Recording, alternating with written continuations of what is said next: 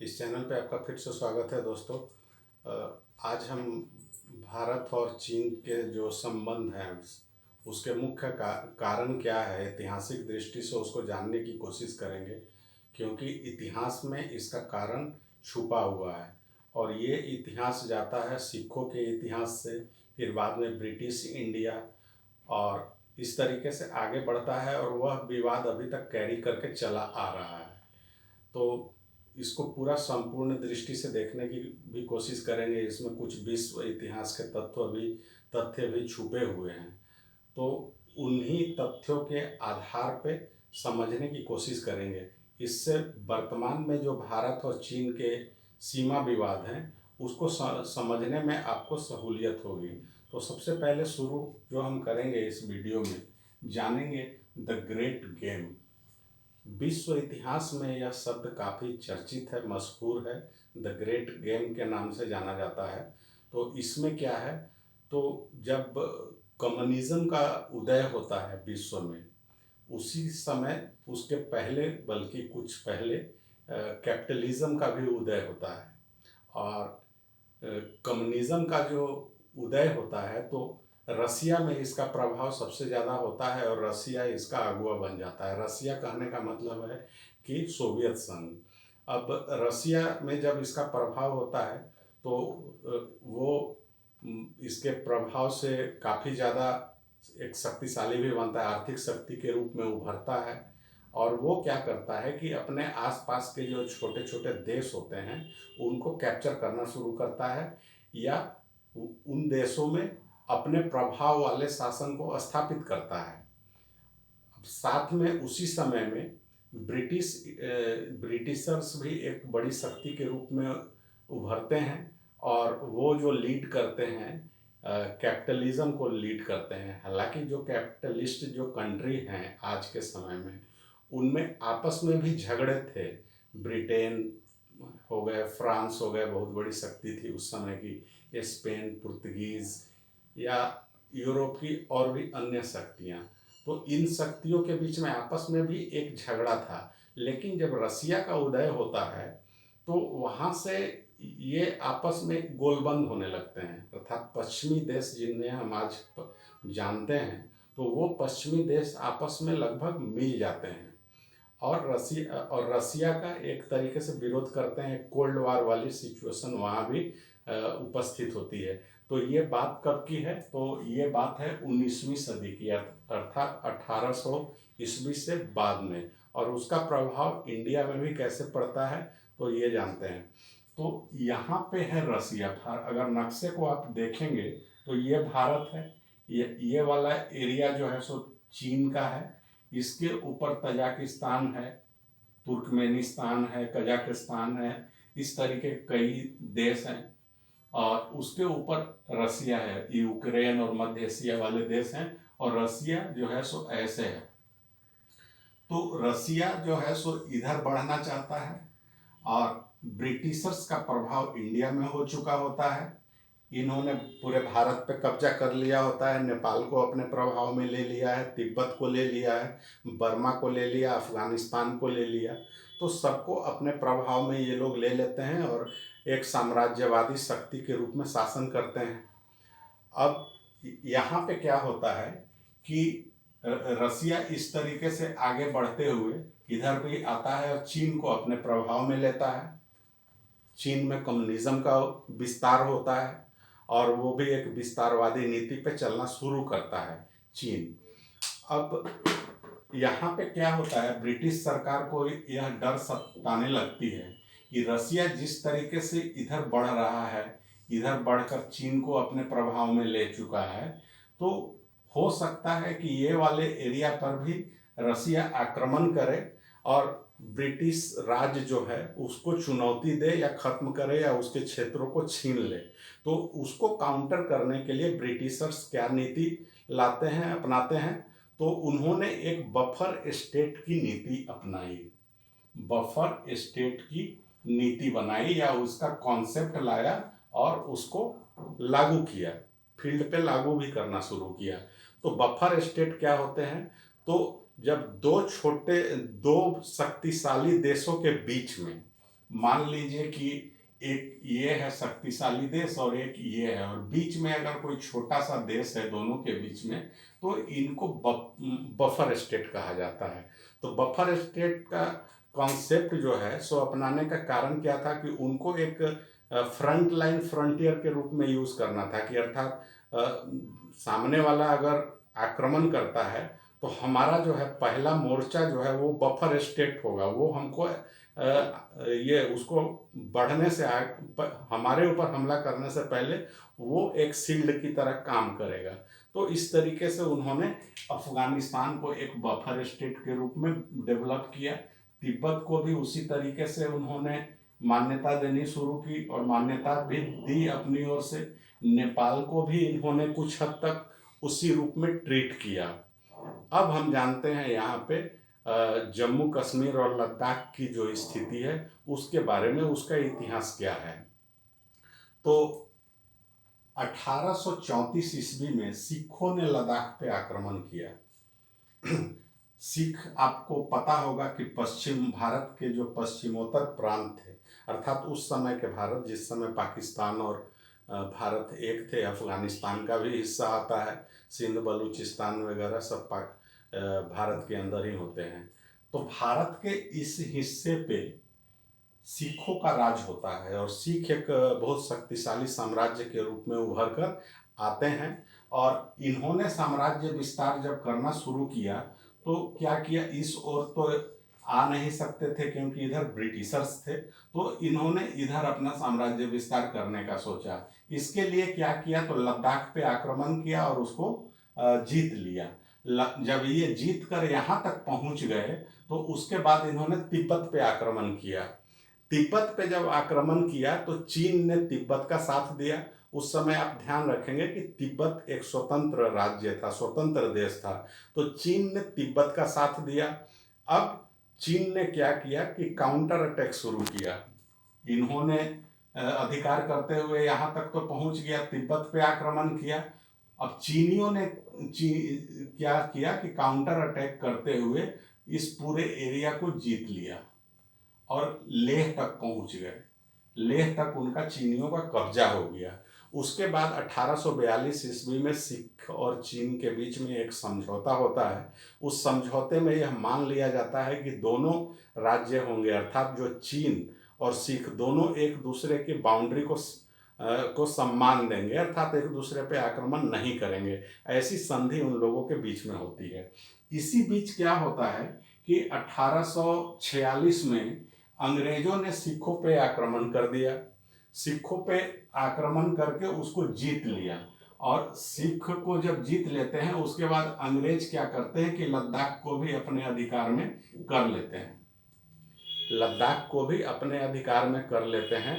और ये 1846 की बात होती है कि जब लद्दाख पे इन्होंने, ब्रिटिश इंडिया ने जब अधिकार कर लिया, उसके बाद चीन उसका विरोध करते हैं। तो एक समझौता होता है ब्रिटेन और चीन के बीच में, ब्रिटिश इंडिया और चीन के बीच में एक समझौता होता है। उस समझौते में क्या होता है, तो उसमें यह निर्धारित किया जाता है कि जो भी प्राकृतिक चिन्ह होंगे, जैसे कि ग्लेशियर हुए, पहाड़ हुए, नदी हुए, इनको सीमा रेखा मान लिया जाएगा। लेकिन उनको सीमा रेखा तो मान लिया गया, लेकिन उसको कार्यान्वित नहीं किया गया, इम्प्लीमेंट नहीं किया गया, मतलब ग्राउंड पे उसको सीमांकित नहीं किया गया। अब यहीं से सीमा विवाद शुरू होता है। भारत और चीन के बीच जो वर्तमान सीमा विवाद जो है उसका बीजारोपण अर्थात ओरिजिन यहीं से होता है, 1846 से। अब सीमा विवाद ब्रिटिश इंडिया और चीन के बीच में जब उभर कर आता है तो इसको दूर करने का प्रयास किया जाता है। उसी में जो पहला साइंटिफिक प्रयास अगर जिसको कहेंगे तो वो होता है 1865 ईस्वी में। 1865 ईस्वी में कंपनी के एक सर्वे ऑफ इंडिया में काम कर रहे होते हैं प्रशासनिक अधिकारी जॉनसन, और उनके एक सहयोगी होते हैं अर्टाग। तो ये दोनों मिलकर इस सीमा का निर्धारण करते हैं।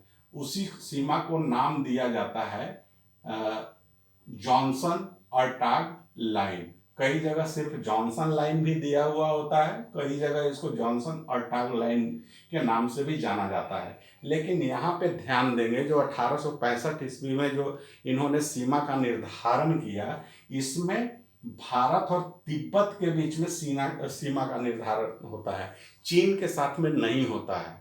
चीन के साथ में नहीं होने का कारण क्या होता है, तो उसके दो वजह थी कि पहला वजह जो है वह है द ग्रेट गेम का प्रभाव, अर्थात चीन चीन को वह इससे दूर रखना चाहता है। वह तिब्बत को चीन के प्रभाव से अलग करना चाहता है और तिब्बत को अपने प्रभाव में लाना चाहता है ब्रिटिश इंडिया। तो इसके साथ में तिब्बत के साथ में एक समझौता हो जाता है और एक लाइन खींच दी जाती है जिसे जॉनसन अर्टाग लाइन कहा जाता है। अब भारत के नक्शे को आप देखेंगे या विश्व के नक्शे को आप देखेंगे तो तिब्बत का जो क्षेत्र है, ये वाला क्षेत्र तिब्बत का क्षेत्र आता है और ये वाला चीन का हिस्सा आता है। यहाँ से इधर जो है चीन का सिकियांग प्रांत है। तो चीन इस रेखा को नहीं मानता है। पहली बात, क्यों नहीं मानता है? क्योंकि इस ओर की सीमाएं तो चीन के साथ लगती है। अब चीन उसको कैसे मानेगा? चीन तो उस समझौते के लिए तैयार ही नहीं होता है। और इस तरफ वाला हिस्सा जो है ये तिब्बत के साथ लगता है, तो तिब्बत के साथ समझौता होता है। और दूसरा इसका जो कारण था वह क्या था कि एक ब्रिटिशर्स की चालबाजी भी थी, कूटनीति थी उसमें। वो तो हर हर जगह पे ब्रिटिशर्स से कूटनीति और चालबाजी करते थे। तो चालबाजी क्या थी उनकी कि इस तरीके से तिब्बत को हम अलग कर लेंगे और चीन के प्रभाव से उसको दूर रखेंगे। दूसरा कारण था उसी समय में एक युद्ध चल रहा, युद्ध नहीं कहना चाहिए, विद्रोह था, डंगयान विद्रोह चल रहा था और वो चीन के इस हिस्से में चल रहा था। सिकियांग वाला जो प्रांत है इसी हिस्से में डंगयांग विद्रोह चल रहा था और चीन उस विद्रोह को दबाने में फंसा हुआ था। तो ये डंगयांग विद्रोह क्या था? तो वो मुस्लिमों का ही विरोध था, वहाँ विद्रोह था।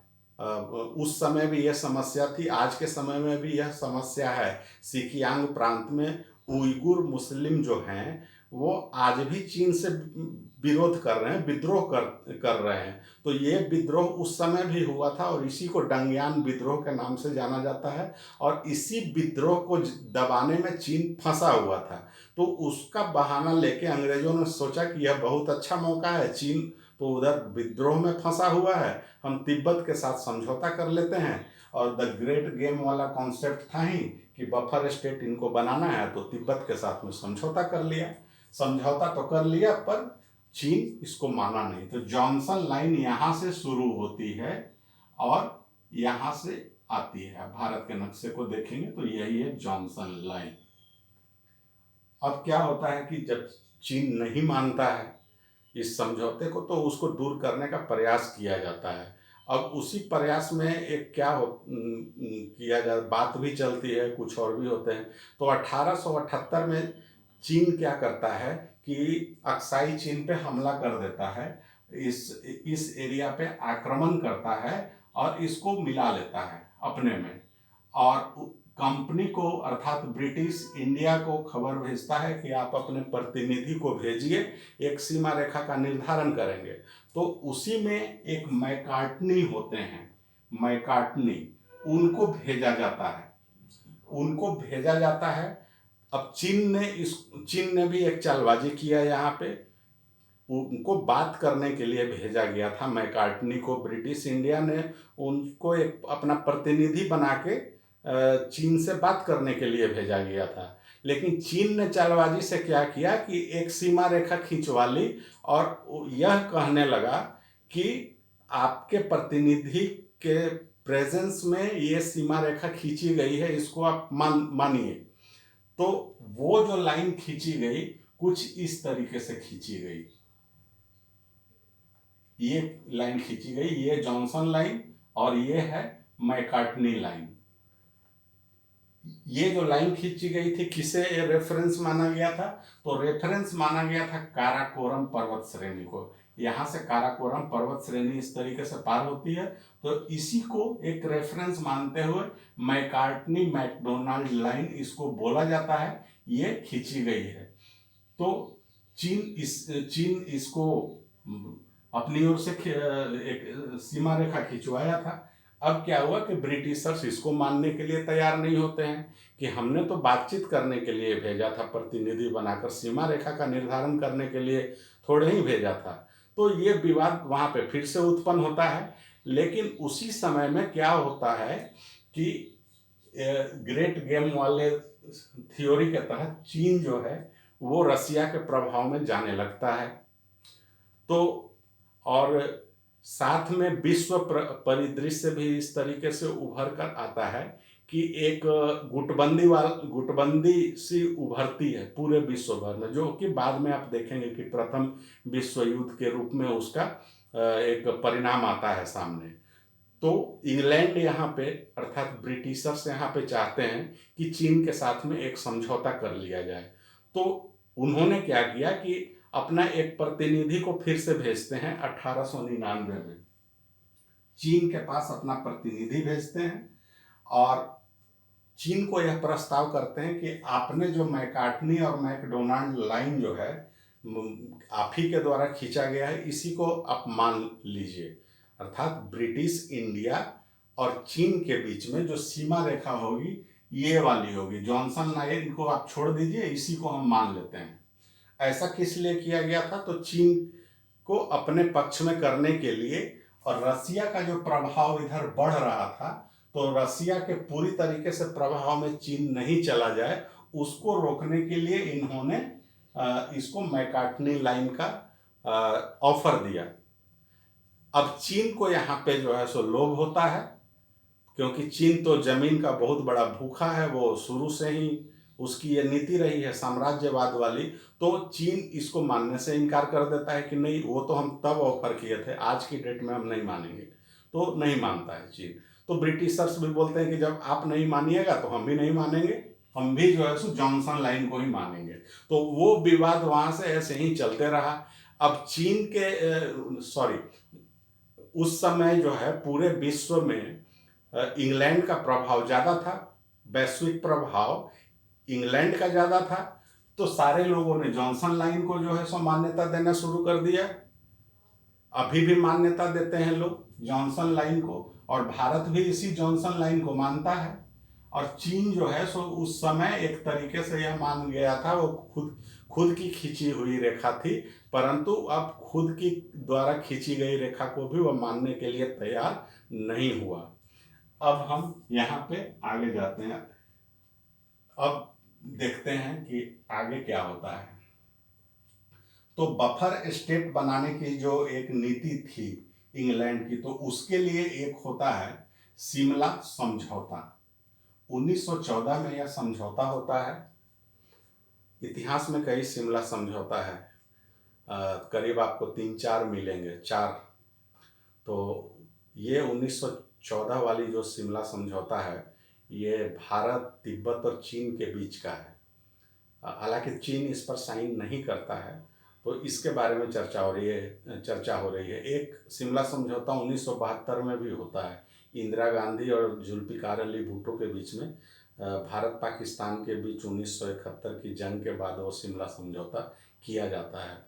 तो यहाँ पे जो बात हो रही है, इसमें भी तिब्बत, चीन और ब्रिटिश इंडिया के बीच एक समझौते की बात हो रही है। तो इसके लिए क्या होता है कि शिमला में, अर्थात शिमला यहाँ पे है हिमाचल प्रदेश में, यहाँ पे 3 देशों के प्रतिनिधि भाग लेते हैं। कौन कौन? तो ब्रिटिश इंडिया के जो प्रतिनिधि होते हैं वो हैं हेनरी मैकमोहन, और चीन के तरफ से होते हैं इवान चेन। इसके अलावा तिब्बत और सिक्किम के राजकुमार भी इस सम्मेलन में हिस्सा लेते हैं।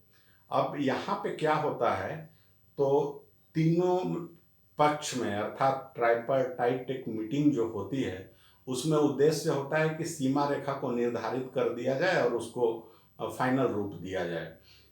अब इसमें जो है सो इंग्लैंड एक चालबाजी करता है। वो चालबाजी क्या होता है कि तिब्बत को हम कैसे भी करके पूरी तरीके से चीन के प्रभाव से अलग कर दें। अब इसके पहले भी एक घटना होती है 1912 ईस्वी में तिब्बत अपने आप को एक आज पूरी तरीके से स्वतंत्र देश घोषित करता है। 13वें दलाई लामा के द्वारा यह किया जाता है। अब ब्रिटिशर्स इसको मान्यता भी देते हैं। तो ये सब कुछ ऐतिहासिक घटनाएं थी इस शिमला समझौता के पहले। तो उसी के लिए शिमला में एक मीटिंग बैठती है और तीनों पक्ष को के बीच में सीमा का कुछ निर्धारित कर दिया जाए, इसके लिए मीटिंग होती है। अब मीटिंग में क्या क्या होता है, तो एक नदी है चांगदो, ये कुछ इस तरीके से बहती है। इसको एक सीमा रेखा मान लिया जाता है और तिब्बत को दो हिस्सों में बांटा जाता है। इधर वाले हिस्से को इनर तिब्बत कहा जाता है, ये चाइना के अधीन कर दिया जाता है। और इधर वाले हिस्से को आउटर तिब्बत कहा जाता है, जो कि बाद में तिब्बत के नाम से जाना गया। इस वाले हिस्से को तिब्बत कहा जाता है और यही चांगदो नदी एक सीमा रेखा बनती है। साथ में यह भी एक समझौता होता है कि दोनों एक दूसरे के ऊपर हस्तक्षेप नहीं करेंगे और तिब्बत एक स्वतंत्र देश है। तो सारी बातों पे तो चीन एग्री होता है, परंतु तिब्बत को वो स्वतंत्र देश मानने से मना कर देता है। तो इससे वह मीटिंग से वॉकआउट कर जाता है। अब अंग्रेज भी इसको कूटनीति की तरह, चालबाजी की तरह इस्तेमाल करते हैं कि अच्छा हुआ कि तिब्बत अपना अलग हो गया, चीन जो है सो उसका मामला पिंड छूट गया, ऐसा करके वो करते हैं। अब तिब्बत को ब्रिटिशों ने यह मनाया कि हमारी जो सीमा रेखा लगती है वो तो जो सीमा रेखा लगती है उसका हम निर्धारण कर ले। अब तिब्बत वाले भी तैयार हो जाते हैं, तो एक सीमा रेखा खींच दी जाती है यहाँ पे, जो कि वर्तमान में अरुणाचल प्रदेश में है और इसी को नाम दिया जाता है मैकमोहन लाइन। और आज भी यह मैकमोहन लाइन के नाम से ही जाना जाता है। यही मैकमोहन ब्रिटिश इंडिया का प्रतिनिधित्व कर रहे थे, उन्हीं के नाम पे इसका नाम दिया जाता है मैकमोहन लाइन। और सिक्किम तो उस समय एक स्वतंत्र राज्य था। आपको पता है सिक्किम को 1975 ईस्वी में भारत में मिलाया गया था। तो सिक्किम एक स्वतंत्र राज्य था, तो इसको भी एक ब्रिटिशर्स ने कहिए कि एक बफर स्टेट की तरह कॉन्सेप्ट लेकर चल रहे थे। तो वो ऐसे छोटे छोटे राज्यों को या देशों को वो मान्यता दे रहे थे। तो ये समझौता होता है। अब ये समझौता होता है लेकिन चीन इस पर हस्ताक्षर नहीं करता है। ब्रिटिश इंडिया इसके प्रतिनिधि इस पे साइन करते हैं, तिब्बत के प्रतिनिधि भी साइन करते हैं।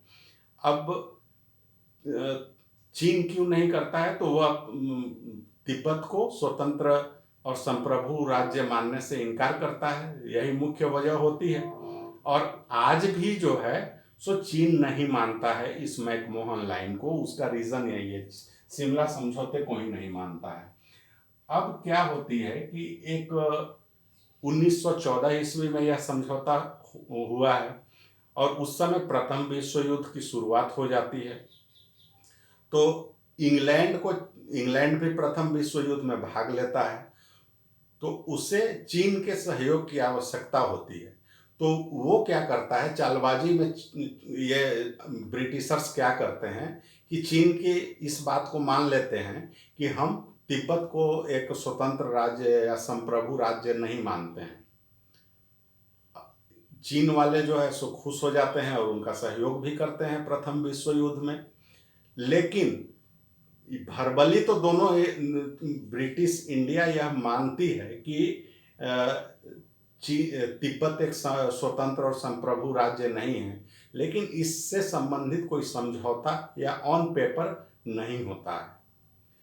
अब इससे शिमला समझौते पर एक कंफ्यूजन क्रिएट हो जाता है और ये कंफ्यूजन आज तक चला आ रहा है और इसी कंफ्यूजन को एक हथियार के रूप में इस्तेमाल करता है चीन आज भी इंडिया के साथ में।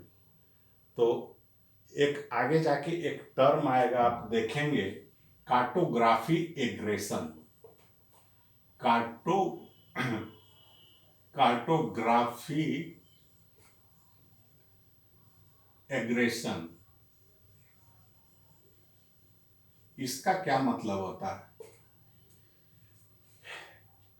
चीन के लिए इस शब्द का इस्तेमाल होता है। चीन का काम क्या है कि ऐतिहासिक जो नक्शे बने हुए हैं उन नक्शों में कहाँ कहाँ क्या क्या कमी है हमारे पड़ोसी देशों के साथ में, चाहे वो नक्शा कभी का 5,000 साल पुराना भी है, अगर वहाँ पे भी कहीं से अगर चीन का दावा अगर बनता है तो वो उस दावे को प्रस्तुत करते हैं। तो ये उनकी नीति है। अब आगे हम देखेंगे कि इस कार्टोग्राफी एग्रेशन को कैसे इन्होंने एक हथियार के रूप में इस्तेमाल किया है। यहाँ पे एक कंफ्यूजन क्रिएट हुआ और उसको आप अभी भी इस्तेमाल कर रहे हैं। तो ये आज के इस वीडियो से आपको भारत के पश्चिमी सेक्टर और पूर्वी सेक्टर में विवाद का अंकुर कैसे पड़ा था वो आपको समझ में आया होगा। अब आगे जाकर यह विवाद कैसे बढ़ता है, तिब्बत की समस्या कैसे उत्पन्न होती है और तिब्बत के चलते भारत और चीन के संबंध पर क्या प्रभाव पड़ता है, वो भी समझने में सहूलियत होगी, आगे की वीडियो में देखेंगे। और एक द ग्रेट गेम वाला कॉन्सेप्ट है, इसमें चीन और ताइवान के बीच के जो संबंध है उसको भी समझने में सहूलियत होगी। तो दोस्तों, हम उम्मीद करते हैं कि ये आपको ऐतिहासिक तथ्य क्लियर हुआ होगा, और वीडियो अगर अच्छा लगा हो तो शेयर करेंगे दोस्तों के बीच में, लाइक करेंगे, इस चैनल को सब्सक्राइब कर लें, नोटिफिकेशन वाली घंटी जरूर दबा दें। धन्यवाद दोस्तों।